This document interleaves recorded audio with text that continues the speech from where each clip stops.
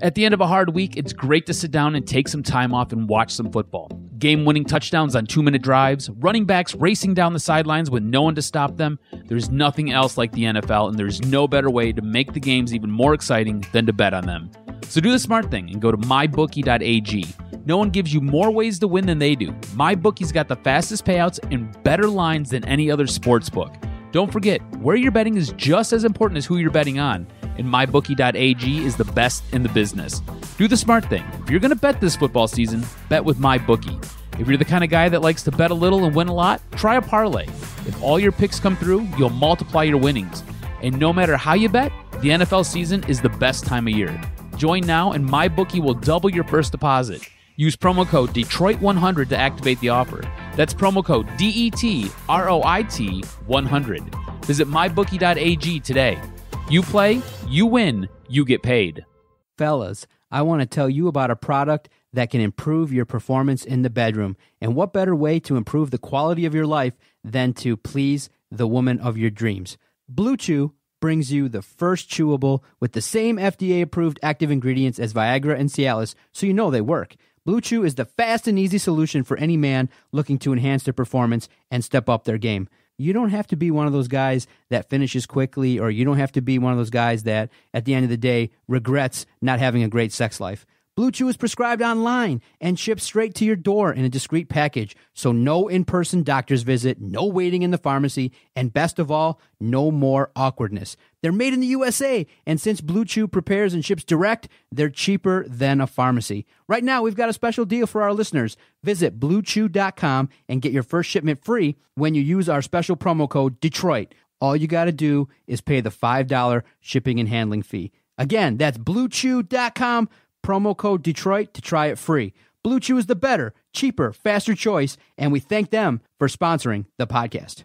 A reckoning awaits in Madison for the Wolverines. That's next on this week's episode of Michigan Podcast. But there's going to be one team that's going to play solely as a team. No man is more important than the team. No coach is more important than the team. The team, the team, the team. Looks deep for Anthony Clark. Waits for it. Hit. Caught. This is no time for that. In the pocket and a sack. Tim Jamison. Brady gets terrific. Throws it. Get it. Touchdown. Knight again. Schultz just before Brazil got him. And a leaping interception by Woodson. Arbor back to throw over the middle. Caught by Collier at the 5 on his feet. Touchdown, Michigan. On its way. It's good. He's 5'7", 179 pounds, a junior at Michigan. But Jamie Morris packs a wallop, and he delivers for Bo Schembechler. And here's your first play. Pressure coming. Sack. It is Glenn Steele, number 81, who fought his way through the traffic. Option. And Robinson calls his own number, and he's going to score. Oh, an easy touchdown for Robinson and Michigan.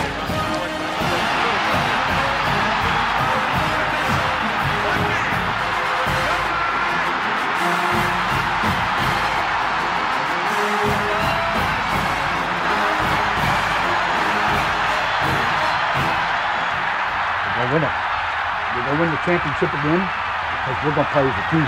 And when we play as a team and the old season is over, you and I know it's going to be Michigan again. Michigan.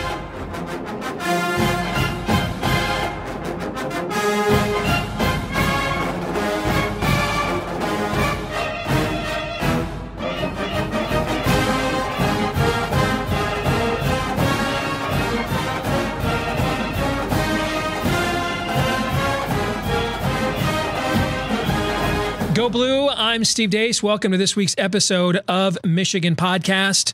Coming up a little bit later on, Brandon Brown and Michael Spath of Wolverine Digest and WTKA-Ann in Arbor will be joining us. This week's Twitter poll results, how confident are you that Michigan can go up to Madison and win? And this week's question of the week, all coming your way. But first, we begin with this. This is going to be a clarifying moment for the 2019 football season. Because Michigan is the better team in terms of talent. that's going to be taking the field at Camp Randall on Saturday. And this is a game that if you think you really are a championship program, if you think you really are a championship team, this is the kind of game you win. In fact, Michael Spath has a stat that he reported earlier this week. In the college football playoff era, that's since 2014, teams that make the college football playoff are 33-4 on the road against ranked teams. 33-4. Is that good? Yes. And it's a lot better than Michigan has been. Last year against Michigan State was the first win the Wolverines have had on the road against a ranked opponent since beating number 2 Notre Dame in 2006. Michigan hasn't won a game as an underdog since 2013. That was the Drew Dillio game when they mobilized coming off the bench for that field goal against Northwestern to send it to overtime, and one of the uglier wins Michigan's ever had, although that play was a thing of beauty and stood out. That's the last time Michigan won a game as an underdog. We know all of the trends here. 1-9 against top 10 teams. We know them all. We're the ones, it's funny when the Barrett Sallees and Paul Feinbaums of the world want to quote these things back to us as if, we're not the ones that didn't suffer through every one of these moments. If Michigan doesn't win on Saturday, it's going to be because Wisconsin was tougher, smarter, and executed better. In other words, it was the brand of football we thought we were getting when we hired Jim Harbaugh. And it will be year 5 and the first real test of the season. Now, this defense is playing very well. Some advanced stats have it ranked one of the top 5 defenses in the country. I'm not sure it's that good, but it's going to be pretty good. It's the offense that has been the issue. It's been a comedy of errors, particularly against Army. And let's face it, except for one quarter against Middle Tennessee, this hasn't looked anything. I mean, we're still kind of waiting for that whole speed and space thing to show up. So who are these 2019 Wolverines? Is this finally the team that breaks through? Is this the team we've been waiting 15 years for? And let me say a thing about that too. And I get, every fan base has morons.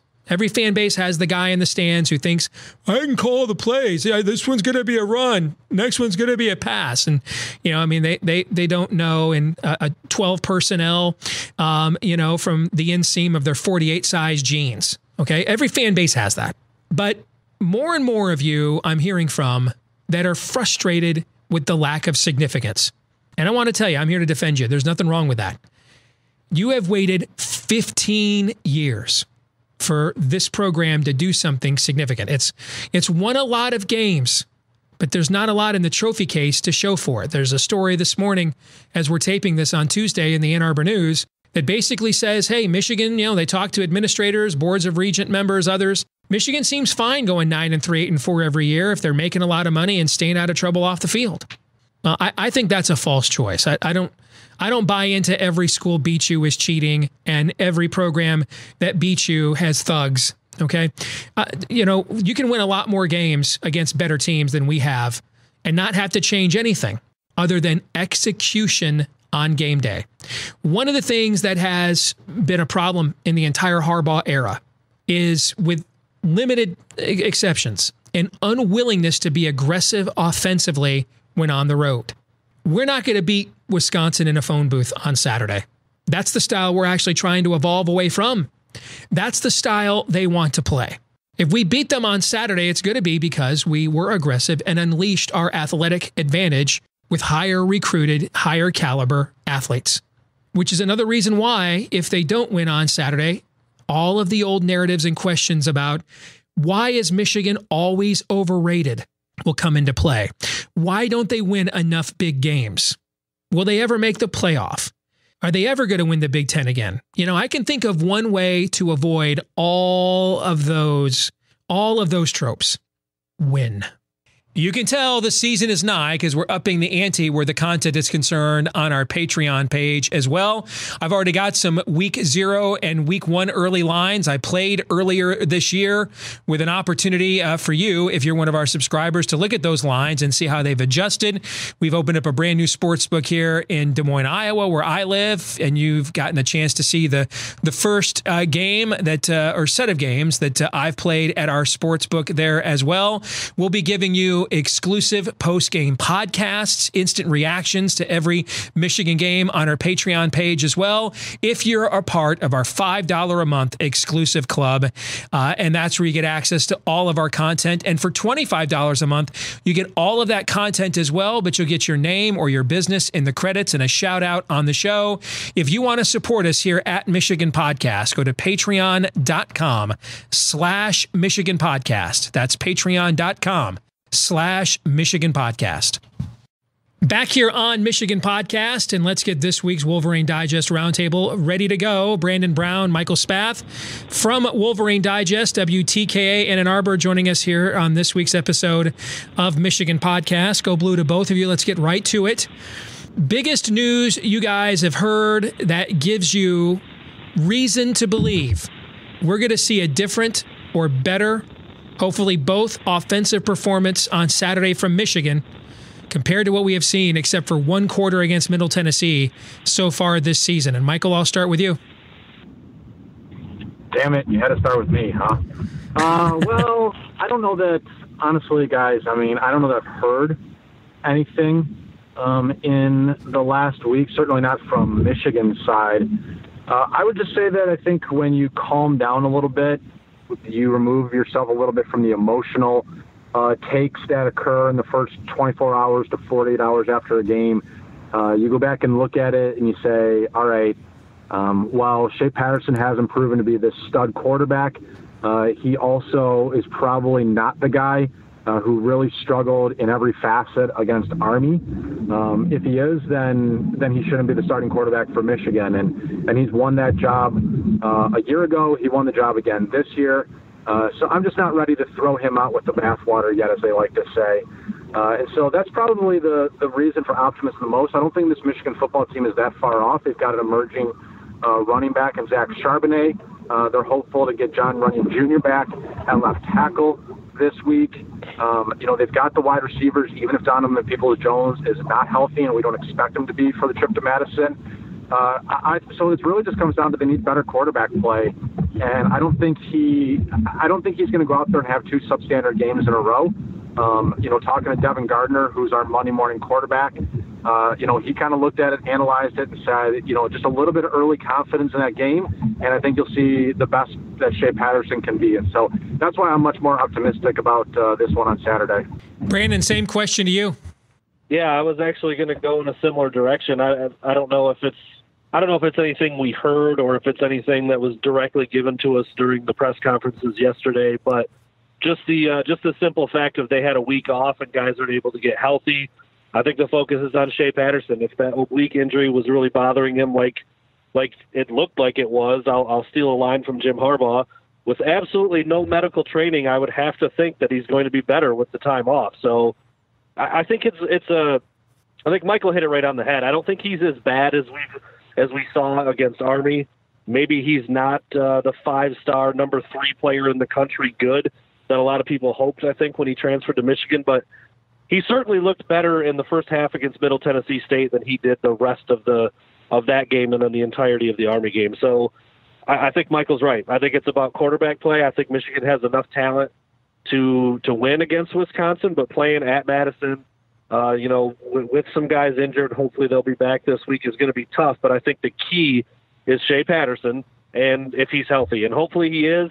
Hopefully he's okay to run. Hopefully he's reading correctly on RPOs and zone reads and things like that. And there are actually reads built into every play. It's like Josh Gaddis said, and it'll bear out that way. We just have to see it. We have to see it to believe it. I mean, because it certainly didn't look like it against Army, and just wasn't there enough against Middle Tennessee. So I'm really anxious to see, one, how healthy he looks and if he's confident in making all those gutsy types of decisions, and then two, if the playbook looks like it's reflecting his health. So Paul Chryst and Coach Harbaugh are good friends. Chryst, the Wisconsin coach, said earlier this week that he is confident Michigan hasn't shown much whatsoever of what this new offense is going to look like. I know we all hate the holding back trope, okay? And I don't believe you hold back so that you need a missed field goal on the last play of regulation to beat Army. Maybe you're holding back because you're not confident you can execute as much as you're holding back actual schemes and plays. But Brandon, what's your read into that? about how much of Michigan's offense have we actually seen, and if it's a limited number, how much of it is just because they're not that confident in it yet. Yeah, I think there's some truth to it because it's early in the season still. I mean, the whole playbook is probably installed, but maybe not. I mean, you've got freshmen that you're trying to get up to speed, especially a couple wide receivers, and obviously Charbonnet. So there's still some things that they're probably working on that they'd like to tighten up and be able to really open up the playbook all the way. But I don't know. I wonder about this a lot. I mean, do they have a special package or a couple of packages that they just feel really, really good about, and they weren't going to use them until Wisconsin, to the point that it almost cost them the game against Army? That just seems crazy to me. Mm-hmm. But maybe it is true. Maybe it is true that they do that. I know it's somewhat legitimate because we see it. I mean, as the year progressed last year, you started to see the playbook change a little bit more. I know I remember the first time, might have been the first time Shane Patterson kept the ball on a read option all year, was to pick up a couple big first downs and a couple nice runs against Northwestern. So I do think that there is some truth to it. But again, to think that they have this magical portion of the playbook that's just going to work no matter what, and they weren't willing to use it in a game that they almost lost, seems really disingenuous. I just can't believe that a coach would risk that or do that. But, you know, they're coaches and they make a lot more money doing it than I do, so what do I know? Same question to you, Michael. Wisconsin, the last team remaining in the FBS to have yet given up a point.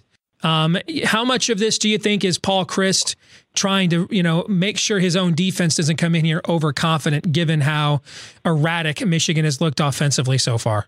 Steve, wasn't it Lou Holtz who became famous for essentially blowing every opponent up to be a Goliath on their schedule? Hey, the Citadel we're playing this week, and oh my goodness, in a much more suffering succotash type of way. This is the best team in college football this week. I think a lot of it is coach speak. I think a lot of it is just trying to temper some of the heightened expectations on his own program, remind people that Michigan is no slouch, and that I think what he's trying to say, honestly, is I don't think we've seen them play their best football yet, guys. And whether that means they haven't installed all their offense or they're just not clicking offensively, let's not get too carried away that we've seen the best that is Michigan football. When they come out and they're clicking, they're going to be an entirely different program, entirely different offense than we saw against Middle Tennessee and Army. In terms of whether they're holding anything back, I've had this conversation multiple times. Brandon knows it's a trigger point for me. I talk to former players about it. They all kind of laugh about it. But I'll say this. This is what Devin Gardner tells me is, look, in a scope of a playbook, you might have 100 plays, and you run all 100 plays during training camp, during spring ball. Well, the coaches figure out, look, there's about 20, 25, 30 of these plays that we don't feel comfortable calling because the guys don't execute them in practice. So those 20 to 25 plays get kind of pushed to the side. And you know what they do? In a bye week, they work on those plays. As they go on, they continue to work on those plays because a lot of those are the chess match. It's a counter off of this play that we did earlier in the season that it'll confuse the defense. And so they don't give up on those things. But it's not like they've been holding them back, that they're just unveiling them now. It's that they weren't confident the guys would be able to execute them, and so they didn't put them into the play call. But once the guys get a little better at it, they're a little more confident, okay, this play that in the preseason we didn't feel good about, here's 5 more plays by October that the guys can now execute, so we're going to start calling them. That's what that is. Let's look at the setup to this game, because it looks eerily similar to last year's meeting between these two teams, but in reverse. Michigan was the team coming in with revenge on its mind. It had the home crowd. It was the healthier team. It was executing better. And Wisconsin ran into a buzzsaw that night. Michigan put up over 300 yards rushing, started playing the jump around. Paul Chryst, for reasons, only Mother Earth knows, was pulling Jonathan Taylor off the field on the most important down, 3rd down. This is, and Wisconsin fans are like, what are we doing out here offensively? Guys, this seems a lot like last year's game in reverse. We're saying the same thing about what are we doing offensively, running a freshman tailback 33 times, targeting Nico Collins twice in a game. What is going on out here? Am I overstating this, Michael? What's your read of that? I think you're overstating it, honestly, Steve. I don't think it's, I know why you're making the jump, but we're talking about 2 weeks into the season. That was a mid-October game. That was the Badgers coming in with all this preseason hype and already faltering and really struggling and having major quarterback problems. We weren't talking about the third game of the season. So to me, it's not that similar because we're still learning so much about this Michigan offense, this Michigan team, and it's a new offense. Last year wasn't a brand new offense for Wisconsin. They had Alex Hornibrook back. They had Paul Chryst back. They had Jonathan Taylor back for his sophomore season. They had a really good offensive line. They knew what they were supposed to be, and they just weren't performing up to their expectations. I don't think we really know what Michigan's supposed to be yet, but I'm sure that Wisconsin's ticked about last year's game, and they've got Michigan at home. But I think this revenge tour stuff is overblown because Michigan turned it into a T-shirt last year. Look, if you lose to the team the year before, you're motivated to beat that team. But that doesn't necessarily mean that you're going to beat that team. If it was, Ohio State would go 6-6 every year because they punk someone every single year and they come back and they just punk them again. And so, look, it's a 12 o'clock game. It's 11 a.m. start in Wisconsin. It's not a night game. I don't think they're that similar. I think much more likely we're just still learning about what Michigan is. Is it a revenge game for Wisconsin? Sure. And then Michigan's revenge games are against Ohio State every year. I mean, it's a game that they want to win that would help them in the Big Ten standings, put them off in the right spot. I don't draw much parallels between last year and this year. I'm not to say this. If you're concerned that Wisconsin's going to beat Michigan because it's a revenge game for them, I think that's hogwash. All right, so Brandon, you heard Michael break me off over his knee there. Are you going to add to the tough love, or what are your thoughts? I mean, I think there are a few similarities, but I think Michael hit a lot of points there that make a lot of sense. I mean, you just want to win the games. I don't think it really matters like why or how it happened the year before. And the teams are different. There's new guys. There's new staff. Different location, different time of the year, as Michael pointed out. So, I mean, you could probably point to a couple similarities in every matchup every year. I mean, because the teams aren't completely new and completely different, but there's also enough differences that make it a completely new contest, and that's why they change year in and year out. I mean, I don't think. Look, Michigan won by 25 last year. I think. I don't think either of those teams are going to go into this one saying we're going to win or lose by 25 points. I mean, that just.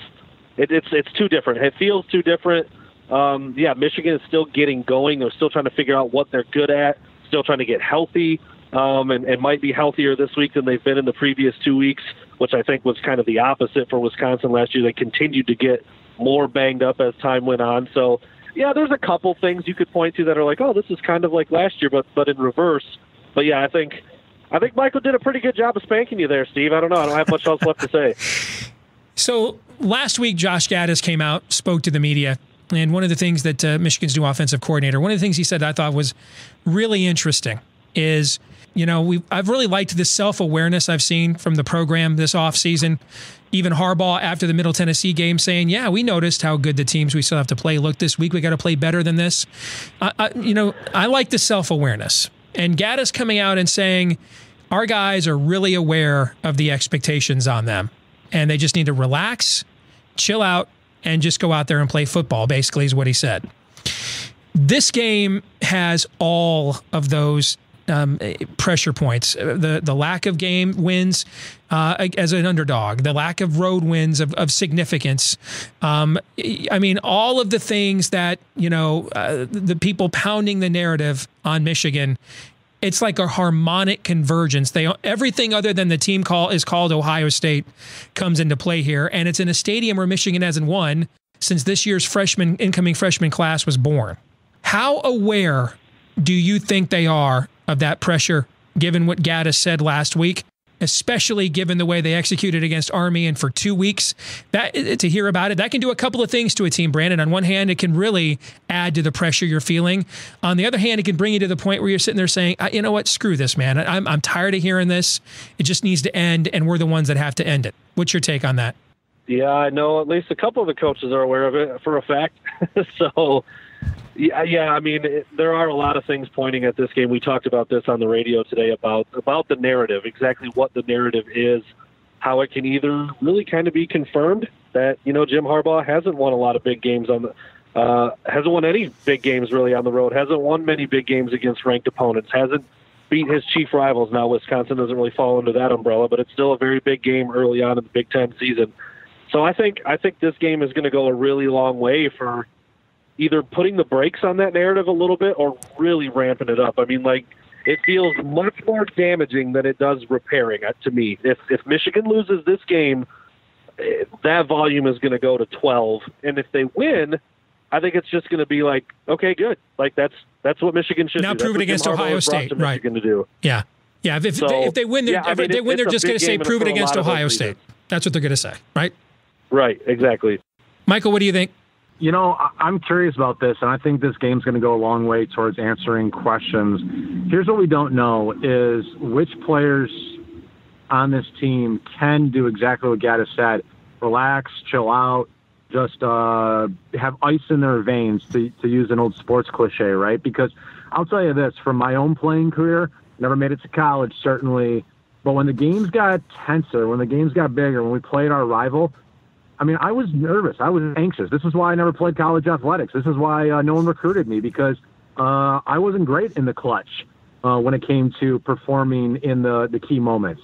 And so, you know, we like to think that every Division I college athlete, certainly every pro athlete, this is what they've trained for. This is what they're good at. But some guys are just not.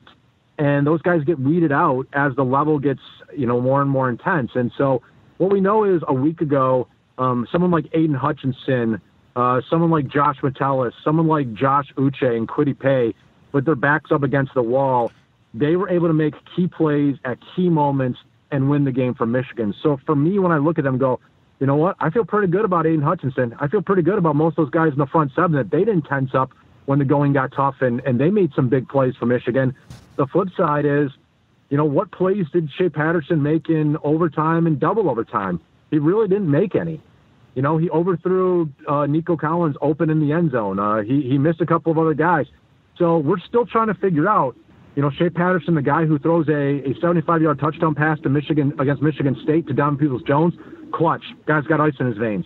Comes out, looks like junk against Notre Dame last year. Comes out in the Ohio State game and clearly wasn't the best quarterback on the field. Comes out in this Army game and really struggled. So does he have ice in his veins? Is he capable of doing that or not? I'm not really sure. Not really sure about Zach Charbonnet yet. He looks pretty good. He's made a lot of big blocks in his career already, but has he got ice in his veins? I'm not really sure. Nico Collins, I feel pretty good about. He made some nice plays against Michigan State a year ago. He seemingly is that guy. Tariq Black, 2 drops a week ago against Army. So I think we're figuring out a lot of these guys are being thrust in these positions for the first time. And in the case of Shea Patterson, it's his 16th start at Michigan. And I still don't know if he is an ice in the veins or if he is, hey, the pressure's here and he's just going to start panicking. Last week or 2 weeks ago against Army, he didn't look very good. I'm hoping that was an aberration and that he is one of those Gaddis guys that can just calm it down and play his best football. We're going to find out on Saturday. Michael, how good is Wisconsin really? Do we know that yet? They're 110-0 better than the 2 opponents they've played. And the 2 opponents they've played were terrible a year ago, and South Florida's going to be terrible this year. No, I don't think we really know. I mean, did we really know how good Maryland was until they got challenged by Temple? Did we really know how good Penn State was until they got challenged by Pittsburgh? Did we really know how good Michigan State was until they got challenged by Arizona State? It's been really, really easy for Wisconsin so far against South Florida and Central Michigan. I'd like to know what type of team they are when it gets a little bit hard for them. And I don't know the answer to that question. Maybe it'll turn out to be this is a great Wisconsin team, because championship teams, when the going gets tough, you know, they get stronger. And we don't know that about Wisconsin yet. We know a little bit about Michigan that when the going got tough, at least the defense made some plays. The offense did enough to put themselves in position to kick a game-winning field goal. But yeah, we're still learning. We're still learning an awful lot about both teams right now. In fact, against those anemic opponents, Brandon, Wisconsin has put together, I believe it is the second largest scoring differential in its first 2 games of the season ever by a Big Ten team in the AP poll era, which goes back to 1936. But these are bad teams. Until last week, South Florida was mired in an 8-game losing streak, and they lost 7 of those games by at least 24 points. Central Michigan was 1-11, 2-10 the year before, and what was kind of a down year for the MAC. So yeah, those weren't good opponents, but if 110 to nothing against 2 opponents was easy, we'd see more Big Ten teams doing it since 1936. So how good is Wisconsin? Yeah, I think there's something to be said about all of that. I mean, I've said this on the radio a few times already. It's hard to pitch a shutout against anybody. There's just the way the college offenses work nowadays, and especially when good teams get up by a lot and they bring in the backups, almost always the other team can scrape out some points. So to pitch 2 shutouts is pretty impressive. I don't care who it's against. On the flip side, yeah, they were bad teams. I mean, Central Michigan, one of the worst in the MAC. South Florida, that stat you just threw out there, I hadn't heard that before. Those are big deficits. To lose 7 games by more than 24 points is bad. And that means that's against a lot of conference opponents for them, too, so that's really bad. So, yeah, I don't think that Wisconsin is a world beater by any means, or if they are, we don't know because of who they played. I know one thing, Jonathan Taylor's really good. That's one thing I do know about Wisconsin. I don't know much about Jack Cohn.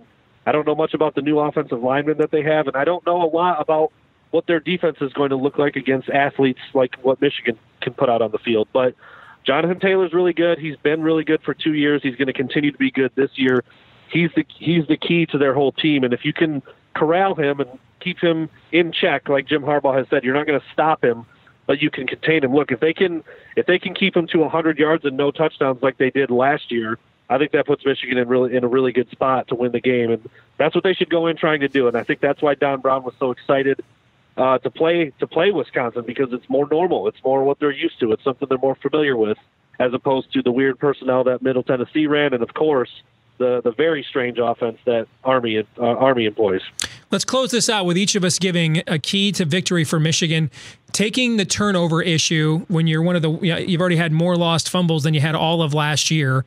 That's an obvious one. So let's take that one off the table. Let's each come up with something else that's a key to victory for Michigan. And I'll tell you what mine is. Mine is being aggressive with your offensive play calling on the road. This has been a problem the entire Harbaugh era, with the one exception when they had to really go to the well on the road in that key game against Indiana, his very first year. But you go to 2016 against Iowa on the road, even before Wilton Speight got hurt, they were way too conservative and let Iowa hang around in that game. I don't fault them for Ohio State that year because Wilton was hurt. 2017, I guess I'd kind of give him a pass there because of the quarterback situation.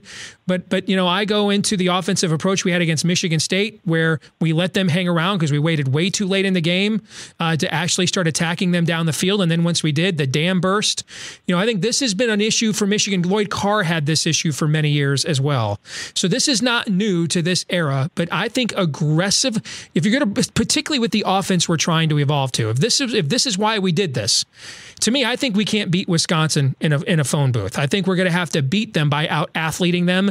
So my key to victory is to being aggressive offensively in your approach to the game on the road. It's mid-September. The weather will be fine. Fast track on field turf, early game. You've got the speed advantage. Take advantage of it. Michael, what's yours? Oh, gosh. I mean, I'm not really sure. Honestly, I'm still kind of going through looking at both of these teams and figuring it out. I mean, I know the obvious is, hey, shut down Jonathan Taylor, but I don't know if that's the case because Jack Cohn is playing so well. I'll tell you what I'm looking for early in the game. And you're talking about the aggressiveness and going downfield. I'm just looking for Shea Patterson to demonstrate to me in the first quarter that he's making the right reads on read option. He's not afraid to run the football, and he connects with his wide receiver on some explosive plays. Each of the first 2 games, he's missed open guys in the end zone. Now, you can say that Ronnie Bell didn't adjust well to some of the passes, or you could say his quarterback needs to put it in a better spot. And so I just want to see some precision, some accuracy, and some killer instinct from Shea Patterson in the first quarter. And if I see that, then I'm going to believe that Michigan's going to get the better quarterback play in this game. And you know what Jonathan Taylor is. And honestly, I don't think Jonathan Taylor will go off for 200 yards. I don't think Jonathan Taylor versus Zach Charbonnet will be a difference of 100 yards rushing. I think both these teams are going to run the football effectively in this one. It's going to come down to who has a better quarterback. And we were looking at this on our radio show. How many times in the big games has Shea Patterson been a better quarterback? He wasn't against Brandon Wilbush, Notre Dame. They lost. He wasn't against Dwayne Haskins last year against Ohio State. He lost. He wasn't against Felipe Franks in Florida. He lost. He was against Brian Lewerke. He was against Trace McSorley. He was against Alex Hornibrook from Wisconsin, and they won the game. So in the biggest games, you need your quarterback. It's as simple as one position. You need your quarterback to be better than their quarterback. He's in 3-3 in 6 games in that respect. So it's time for him to go out there and be the better quarterback. If he does that, Michigan wins this game. Brandon, same question to you, and you get the last word. Yeah, I'm actually going to throw out 5 quick ones if that's okay, because I wrote an article about this very thing, about what they need to get better at during this bye week and what they need to shore up. And we've already hit on a couple of them. One of them is ball security, so we don't need to spend a lot of time there. One of them is what you said, Steve, an offensive approach. Like, define an offensive approach. If that's going down the field, if that's getting guys in space, if that's working the screen game, using the speed and athletes that you have, then do it and stick to it and win the game playing in that fashion. Fast, up-tempo, speed, whatever it is, do it, because it hasn't looked like they knew what that was going to be yet. And then the other 2 were get healthy, and that's kind of out of their control, but I think the bye came at a good time for that. You hope you see John Runyon Jr. back in there at left tackle. It doesn't sound like we'll see Donovan Peoples-Jones, but we'll see, Shea with the oblique injury. Christian Turner was dinged up. True Wilson was dinged up. So hopefully all those guys that had Josh Ross missed the second half of the game against Army with the stinger. Hopefully all of those guys that kind of had a small nagging injury will be back with a week off. And then the last one is to get back to the basics on defense, and I've already touched on this as well.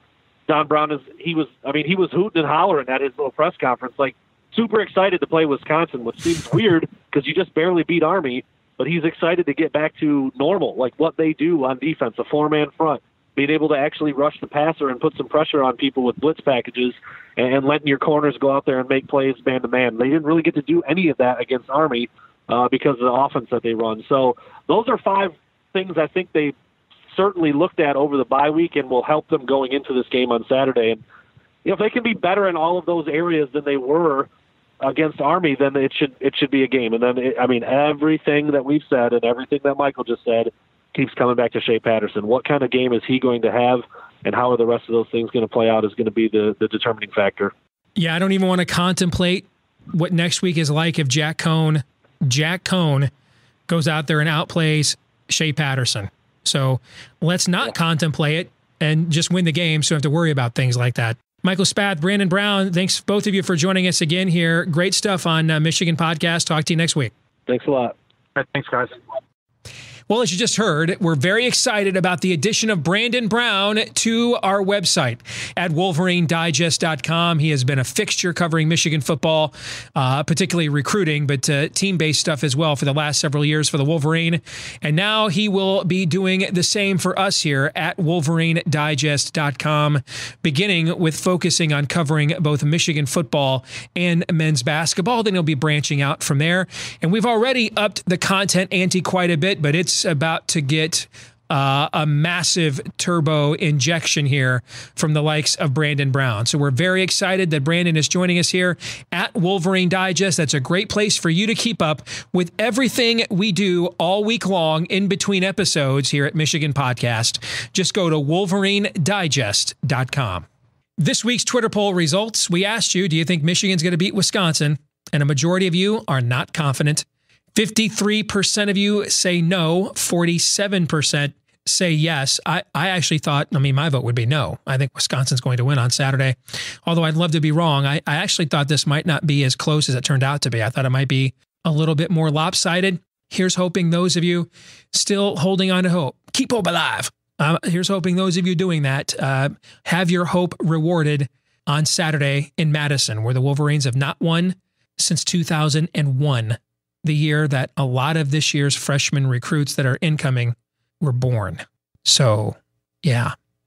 This week's question of the week. Lindsay writes, we need to get our house in order. If Wisconsin beats Michigan and Boise beats Air Force next weekend, then Boise overtakes Michigan as the all-time winningest program in terms of win percentage.